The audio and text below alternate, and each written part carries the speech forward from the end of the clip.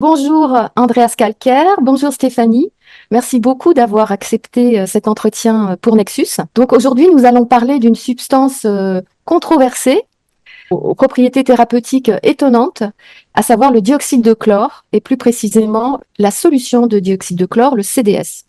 Donc pourquoi en parler aujourd'hui? Parce que Nexus consacre un dossier, un gros dossier dans son numéro de mars-avril que vous pourrez donc trouver en kiosque le 1er mars.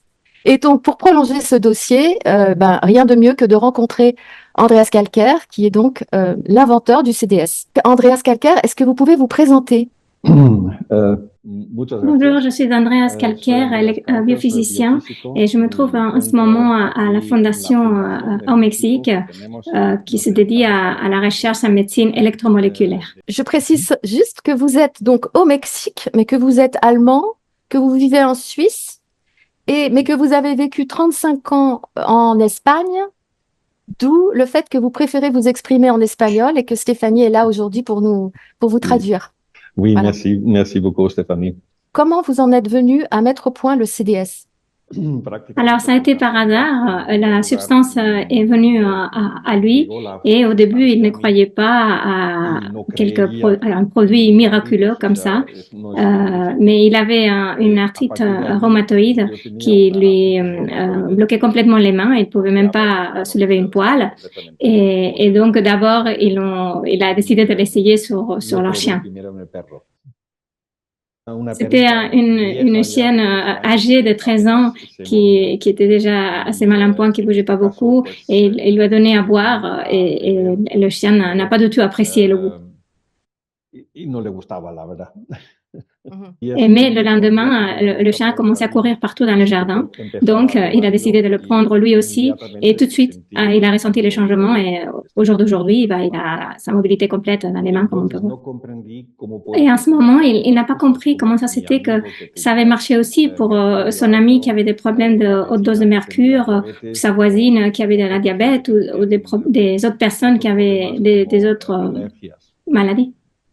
Mais la science, c'est l'évidence. Il n'y a pas une évidence plus grande que celle que tu ressens dans ton propre corps. Donc, c'est comme ça qu'il a commencé à rechercher. Aujourd'hui, 17 ans après, et avec le soutien de 5000 médecins de la COMUSAF, on peut dire qu'on se trouve devant la découverte la plus importante de la médecine. Mais je dois admettre que cette découverte, elle est trop grande pour moi. Tout au début, ils ont fait des brevets qu'ils ont laissés ouverts pour l'utilisation de tout le monde.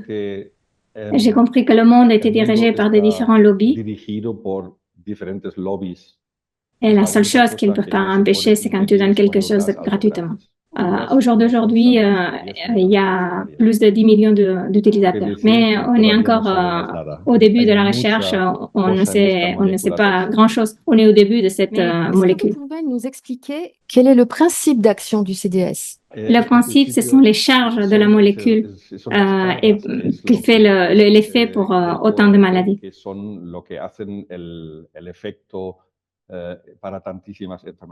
Cette charge permet, par exemple, que les globules rouges reprennent de l'oxygène, comme on a vu dans le cas du coronavirus. Et en même temps, ça élimine l'acidose métabolique, qui est à peu près 90% de toutes les maladies. En principe, la dose standard du protocole C, qui sont 10 millilitres, ça apporte au corps 10 700 000 molécules d'oxygène par chaque globule rouge. Et ceci est quelque chose de très important, mis à part que les charges sont en train de changer. Parce que le dioxyde de chlore ne libère pas dans tout le corps en général, mais c'est ciblé dans la partie du corps où il y a l'acidose. Et à la différence d'autres oxydants, il ne crée pas des hydroxyles. Oxydation, c'est pas la même chose que oxygénation. La toxicité, ça dépend de la quantité. Et dans ce cas-là, ça dépend de la quantité qu'on apporte. Peut-être qu'il faudrait qu'on précise pour les personnes qui nous regardent de quoi est composé le CDS. Qu'est-ce que c'est? Le dioxyde de chlore, c'est une des molécules les plus simples qu'il y a. C'est un atome de chlore et deux d'oxygène. Et il y a beaucoup de fois où c'est mal compris parce que il n'y a pas de molécule de chlore dans cette molécule. C'est seulement un ion de chlore qui devient finalement de sel, ça devient de chlorure sodique. Donc dans la réaction finale, il y a moins qu'un un petit gros mot de sel et de l'oxygène. Et donc ça ne laisse pas de résidus dans le corps. Le mécanisme de fonctionnement est multiple, mais le plus important, c'est la libération de charge et d'oxygène dans le processus.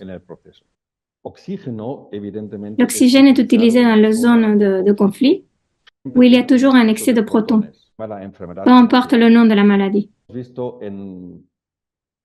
En 17 ans, on a vu des milliers et des milliers de maladies récupérées, qui étaient considérées jusqu'à maintenant incurables. Il y a quelques jours, il parlait avec un professeur d'université très reconnu.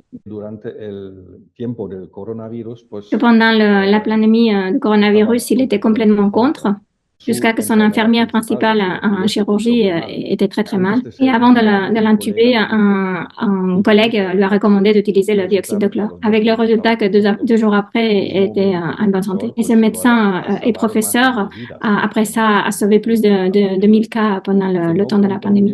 Ce qu'il ne comprenait pas, c'est que beaucoup de patients venaient le voir en lui disant j'ai eu un cancer et maintenant on me diagnostique que je n'ai plus de cancer. Ou des diabétiques qui n'avaient plus de diabète. La pression haute qui se normalisait. Au début, il disait non, c'est pas possible. Mais au bout de 5 patients, il s'est rendu compte que ça marchait et qu'on était devant une grande découverte qui n'était pas reconnue, mais c'est normal. Toutes les grandes découvertes ne sont pas reconnues à ses débuts. Pero esto es normal porque todos los grandes descubrimientos al principio son rechazados. C'est une approche différente face à la maladie. Pour moi, en tant que biophysicien, la vie, c'est l'électricité. On a des billions de cellules, mais toutes ces cellules communiquent entre elles et cette communication est électrique. Quand on se demande qu'est-ce qu'est la maladie, il faut comprendre que le dénominateur commun le plus petit, c'est le manque d'énergie. Et la médecine conventionnelle, elle intoxique plus, ce qui réduit encore plus l'énergie. Et si au contraire on augmente l'énergie, le corps, de lui tout seul, il a la solution pour se récupérer. Et la base pour l'énergie, c'est le combustible, donc les calories et l'oxygène. Sans oxygène, on ne peut pas brûler ces calories pour faire de l'énergie. Lors de votre conférence le 7 septembre à Toulouse, j'ai été frappée par d'abord le nombre on était plus de 300, mais aussi la quantité de personnes qui venaient témoigner de leur guérison après avoir donc traversé des errances thérapeutiques terribles. À l'Institut, ils ont des étudiants de plus de 60 pays. Il y a beaucoup de médecins et des professionnels de la santé qui ont des résultats incroyables. Nous avons aussi interrogé Laurent Schwartz, célèbre oncologue, qui fait partie de ces médecins qui s'intéressent à vos travaux. Et donc, il explique que pour lui, le cancer est donc une maladie électronique et que dans la mesure où le CDS capte les électrons, c'est un élément intéressant à intégrer dans les traitements du cancer. Dr. Schwartz, il s'est rendu en Suisse avec d'autres médecins également et ensemble, ils ont discuté sur le sujet. Il s'est rendu compte de l'importance de l'électricité. Il a appelé ça électrostatique au début, mais réellement, il s'agit d'un niveau électromoléculaire puisque c'est les électrons qui bougent entre les molécules. On va un pas plus loin que l'électrochimie, qui est bien connue. On travaille dans le champ des électrons et des protons. Est-ce que c'est en ce sens que vous parlez d'un nouveau paradigme de la médecine? Completamente. La medicina está en un callejón sin salida. Absolument. La médecine se trouve dans une voie sans issue. Et il y a certains médecins qui se sont rendus compte que vraiment on est à l'âge de pierre. Il ne veut pas parler de la chirurgie, par exemple, qui est très avancée, mais des traitements pharmaceutiques. Si on est des êtres électriques, si la vie est électrique, nous sommes destinés pour bien fonctionner. Donc, il faut aller chercher la cause de la maladie, pas la symptomatologie. Beaucoup d'études cliniques attestent de l'efficacité et de l'innocuité du CDS, et pourtant vos opposants continuent à vous parler d'une toxicité. Qu'est-ce que vous leur répondez? Toute substance est toxique en premier lieu. Le dioxyde de chlore en tant que solution dans de l'eau, pas comme gaz, il a une toxicité LD50 de 292 mg par kilo. Cette toxicité, elle est très semblable à celle de la caféine, par exemple. On peut essayer de se tuer avec de la caféine, mais c'est difficile. Par exemple, dans son cas, avec son poids, il devrait prendre 20 litres de CDS concentré. Ce qui est intéressant, que c'est dans la prise orale, le gaz traverse les parois estomacales très rapidement, en 7-15 minutes. Et de là, par la première loi de Fick, il rentre dans le torrent sanguin. Il se déplace dans le corps jusqu'à qu'il rencontre une zone acide. Ça peut être des bactéries, des virus, des moisissures, des spikes, des prions. Mais ça peut être également de l'acide lactique, de l'acide urique, de l'histamine. Et tous, ils sont oxydés d'une forme adéquate. Ce que les gens ne savent pas en général, c'est que le dioxyde de chlore est un oxydant, mais il a aussi une fonction antioxydant en face des hydroxyles. Ce que le Dr Harman a exposé dans sa théorie de stress oxydatif, c'est que les hydroxyles peuvent endommager les cellules. Et c'est vrai, puisqu'ils ont un voltage de 2,8. Mais le dioxyde de chlore a une capacité de 995 et donc il se comporte en tant qu'antioxydant face à un hydroxyle. C'est un modulateur, c'est pas seulement un oxydant. Et dans ce processus, les hydroxyles sont reconvertis en eau de nouveau. Et d'ailleurs, le dioxyde de chlore a plus de potentiel que la vitamine C. Parlons un petit peu des utilisateurs du CDS. Beaucoup de réseaux se sont créés, des réseaux d'entraide, où les personnes s'accompagnent dans leur utilisation du CDS et dans sa fabrication. Donc vous avez montré à travers des vidéos très clairement le procédé de fabrication, et puis aussi vous avez donné tous les avertissements nécessaires pour que les personnes le fabriquent correctement et l'utilisent correctement.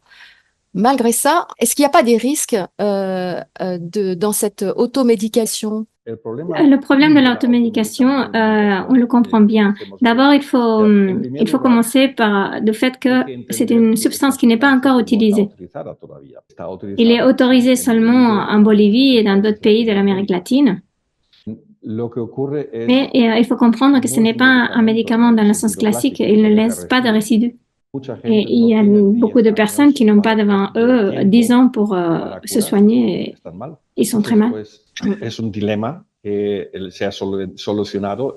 problème se résout facilement puisqu'on peut le préparer soi-même. Si tu peux mettre un verre dans un bocal hermétique, tu peux le faire. Et c'est très facile à faire. Parce que on a tous le droit à l'autodétermination. Et donc, un médecin peut-il le prescrire? Non, il ne peut pas. Mais si le patient dit « je veux le prendre », le médecin il est obligé de l'accompagner. On peut utiliser le paragraphe 37 du protocole d'Helsinki pour soutenir ceci.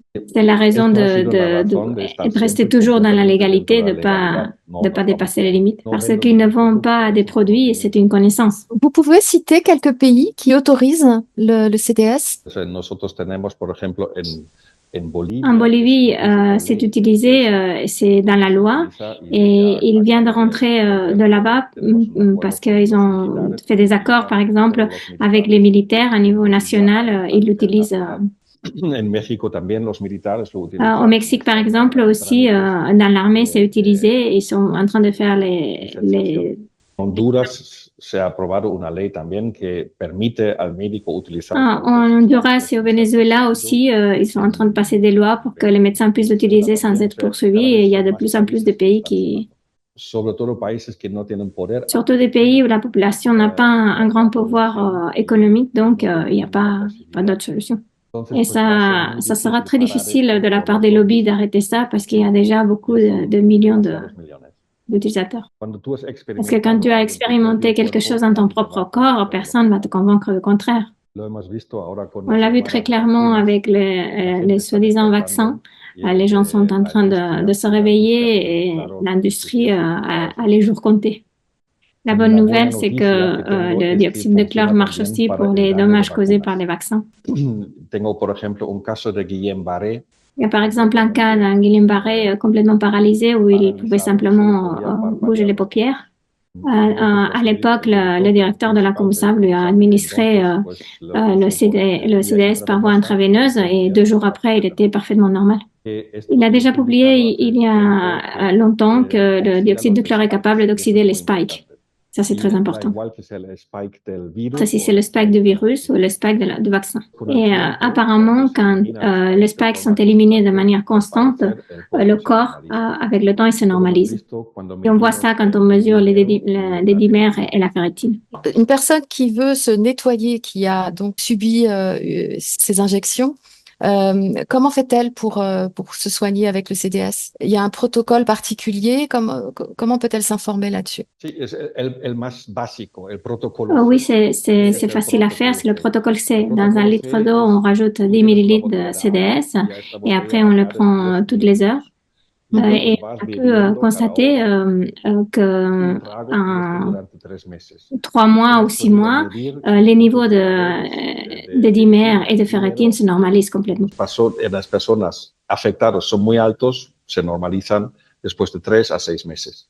La persona muy rápidamente se siente mejor cuando tiene los efectos de cansancio, etcétera, todo lo que está. Et les personnes très rapidement se sentent mieux, ils ont plus d'énergie et c'est logique puisqu'on a vu que le sang se normalise et les coagules sont éliminés. Il a une petite vidéo à propos de l'oxygénation du sang qu'il peut passer si vous voulez. Wir sehen, wie voll konzentriertes Chlordioxid. On voit un sang très coagulé et quand on rajoute le dioxyde de chlore, la récupération est immédiate, très rapide. Ça ne cause pas du tout de la métahémoglobine. 12 minutos más tarde, 1 minute plus tard, le même sang est comme ça. No hace falta ser científico para darse cuenta de la diferencia. Il ne faut pas besoin d'être scientifique pour se rendre compte de la différence. Je crois que vous donnez une série de conférences à Paris en septembre. Oui. Oui, effectivement, et avec grand con plaisir. mucho gusto. C'est-à-dire qu'il y aura des conférences, des ateliers? Comment ça va se passer? Pour l'académie, pour les professionnels, ils peuvent parler de choses qu'on ne connaît pas encore à propos du dioxyde de chlore, par exemple. Par exemple, à la différence d'autres oxydants, il ne produit pas des radicaux, des OH. Ce n'est par exemple pas connu que le dioxyde de chlore fonctionne comme un antioxydant en face des hydroxyles et des superoxydes. On ne connaît pas la capacité d'oxygénation cellulaire du dioxyde de chlore. On ne connaît pas l'augmentation des charges qui permettent que l'érythrocyte récupère sa forme. L'Académie parle de métahémoglobine sans comprendre qu'il s'agit d'un vasospasme par charge dans le cas où il y a trop de concentration, par exemple. Par exemple, non plus, on ne connaît pas la facilitation par augmentation de la charge électromagnétique du flux sanguin. On ne connaît pas sa capacité à arrêter un saignement sans coagulation et sans infection. On ne connaît pas non plus sa capacité à éliminer la douleur dans des brûlures de manière instantanée, justement par une altération de charge. Dans les cas de brûlures, on ne connaît pas non plus la capacité d'oxyder la production d'acide lactique et histamine, et comme ça, il n'y a pas d'infection. On ne connaît pas non plus le fait qu'il est capable d'activer les cellules souches, activant la récupération de 50% ou plus. Oui. Est-ce que ça fait partie de ce que vous enseignez dans cette formation que vous avez créée en ligne, en français depuis peu, d'experts en thérapie oxydative? Oui. On a beaucoup d'élèves qui sont en train d'apprendre les bases et c'est très important ça parce qu'on a vu aussi qu'il y a par exemple beaucoup de médecins qui pensent qu'ils savent mais ils ne savent pas. C'est ouvert aussi bien aux personnes, aux soignants qu'à n'importe qui en fait cette formation. N'importe qui peut la suivre. C'est ouvert à tous parce que c'est une connaissance nouvelle. Personne ne sait. Le médecin, le président de la COMUSAF a dit la phrase suivante, il faut que je désapprenne pour pouvoir apprendre. Il s'est rendu compte qu'en utilisant seulement le dioxyde de chlore pour récupérer des malades de coronavirus, ça prenait 4 jours, la guérison, et que s'il mélangeait le dioxyde de chlore avec d'autres substances, ça prenait 16 jours. C'est un apprentissage parce que le médecin qui ne le connaît pas, il a tendance à faire un traitement pot-au-feu et rajouter des choses et des choses ensemble. Il a, par exemple, vu des médecins qui mélangent le dioxyde de chlore avec la vitamine C, avec la glutathion, etc. Et ceci est dû parce qu'ils ne comprennent pas le fonctionnement électromoléculaire de la substance. Là, c'est la clé. Il faut apprendre comment et pourquoi ça fonctionne pour pouvoir l'appliquer de la manière adéquate. Parce que pour les professionnels, on est en train de trouver des solutions à des choses incroyables. Par exemple, dans la chirurgie, les résultats sont incroyables. On peut traiter, par exemple, une ostéomélite sans problème, quand normalement, on doit amputer. Il y a plus d'adhésion dans les chirurgies. Dans une chirurgie, on peut arrêter les saignements sans provoquer une coagulation et avec l'impossibilité complète qu'il y ait une infection qui se développe. Et en même temps, le dioxyde de chlore va réactiver les cellules souches et ça va faire une fermeture de la blessure sans aucune cicatrice. Dans le cas de cancer, les métabolites sont dans sa grande majorité de l'acide lactique et ils se font oxyder par le dioxyde de chlore. Cet acide lactique est le responsable de la vascularisation des tumeurs et grâce au dioxyde de chlore, cette vascularisation diminue, donc le cancer se dévascularise et il diminue. C'est un changement de concept. À la place d'attaquer le cancer, on aide les cellules. Le cancer se réduit dans ce processus et il est finalement absorbé par les macrophages. Dans le cas des cancers très grands, les racines sont les premières qui sont réduites. Ça permet aussi de faire une chirurgie, enlever la masse cancérigène et refermer. C'est une nouvelle technologie complètement différente à tout ce qu'on connaît. Mais c'est trop grand pour moi, répète le docteur Calcaire. Ce qui me concerne, c'est d'apprendre aux professionnels, pas de traiter les gens. Et après, chaque professionnel dans son champ spécifique fait des choses incroyables. Il vient de rentrer de Costa Rica où il y a un ophtalmologue qui a été un étudiant aussi de l'Institut Calcaire et pendant 9 mois, il a tout appris sur le dioxyde de chlore. Et au jour d'aujourd'hui, il a récupéré 7 personnes aveugles, des personnes qui étaient à 420, c'est-à-dire pratiquement aveugles. Il a développé une technique d'injection rétrooculaire qui a permis de redonner la vue à cette personne. Si des médecins en France, là, vous écoutez, ont envie d'approfondir cette recherche, il y a un collectif international qui s'appelle le COMUSAF, dont vous avez parlé au début, et il y a un COMUSAF France. À ce moment, tous les collectifs se sont réunis sous le parapluie de la Fondation. Donc, s'il y a des médecins qui sont intéressés, ils peuvent s'adresser directement. Ils écrivent un email à info@alkfoundation. Tenemos ahora previsto para el año 2025 un gran simposio de los. Parce que en 2025, il prévoit de faire un symposium avec les spécialistes le plus incroyable dans chaque spécialité. Mais ça sera quelque chose de strictement académique. Merci beaucoup. Je ne sais pas si vous voulez ajouter quelque chose, Andrés Calcaire. Le docteur Andrés est ravi du fait que la France se réveille vis-à-vis de ça et il remercie le chaleureux accueil qu'il a reçu. Et pas que la France, mais tous les pays francophones, bien entendu. Merci beaucoup. Merci Stéphanie. Merci à toi, Sylvie.